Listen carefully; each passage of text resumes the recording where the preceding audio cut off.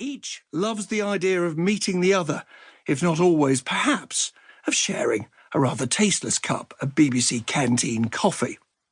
We presenters get the chance to ask questions we hope that you would want to ask if you had the chance to do so, and yes, to give just a little of our own take on the state of the world. When Brown Redhead, who was famously not the most modest of men, was asked about the arrival on the nation's screens of breakfast TV's famous five, Frost and Parky, Ripon, Ford and Key, he remarked waspishly that if you want to drop a word in the nation's ear, you come on the Today programme, whereas if you want to whistle in the wind, you'll take a seat on the breakfast TV sofa. These days we are, of course, much more respectful of our colleagues, or at least much more diplomatic. Now, there are, of course, downsides to waking up the nation, not least the early starts. The alarm, or rather alarms for safety, have to be set for 3:30 in the morning. That, one doctor told me candidly, if not entirely reassuringly, is the peak time for death. The body's natural rhythms dip alarmingly, I was told, at the very moment you'll be waking. A freakishly early bedtime, 8:30 in my case, is the way that most of us handle the challenge. When I joined the team, I was regaled with other advice, ranging from the use of soothing whale noises, sleep masks and earplugs to get to sleep, to the best time to take a daytime doze or a power nap. One colleague even made the suggestion that I build a soundproof bedroom in a shed in the garden. So is it all worth it, not just for we sleep-deprived presenters, but also for you occasionally world-weary listeners who might just be tempted to start your day with soothing music and reassuring chatter and to escape from the sound and fury of public debate? My answer, and the answer of well over 7 million people a week, is a resounding yes. Today is the way we connect with the wider world rather than hide from it. It's the way we listen and engage and try to understand people who think differently from ourselves.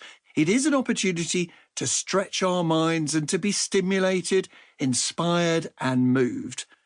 For all there are, inevitably, presenters who annoy us, guests who irritate, it is quite simply a civilising force.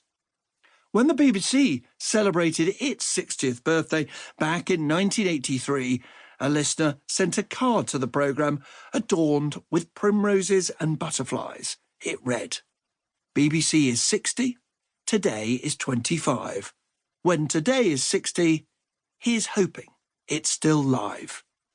I'm happy to report that we are very much alive and looking forward to many more years, perhaps even decades, of starting your day. Forward by Martha Carney. I was given a T-shirt not long after I started work on the Today programme, which read, "I really don't mind waking up at 3:30 a.m, while on the back there was the message, "Thanks for asking." I could honestly still wear that T-shirt every day as I get asked so many times about the hours. I now set 3 alarms since I overslept one morning. There's nothing quite like that to wake you up in earnest. There's just time to grab a quick shower and then head out to the waiting car at 3:40 a.m. The driver brings a pile of newspapers and sometimes a brief for an interview to be recorded as soon as we arrive. They can be relatively straightforward, for example, what we call a two-way with John Sopel, our North America editor. That's because of the time difference. Or more complicated, one 4 a.m. interview was with the UN Secretary-General Antonio Guterres about Rohingya refugees in Bangladesh. The most tricky prereqs happen while we're live on air during the programme. Listeners may hear the studio door going during the business slot, which is the sound of one of us going into the studio next door to record an interview, praying that the guest isn't too long-winded and it will get back in time to introduce the sport. The hours between 4 and 6 a.m. are the time when we write our scripts and prepare for the interviews, reading the research briefs and writing questions. Ideally, these are supposed to be finished by the time we get on air at 6 a.m, usually arriving in our seats just a couple of minutes before the pips, in time to say good morning to the audience. To keep listening to this audiobook for free, click the link in the description. It will take you to a free Audible trial where you can listen to this and many other books for free for 30 days.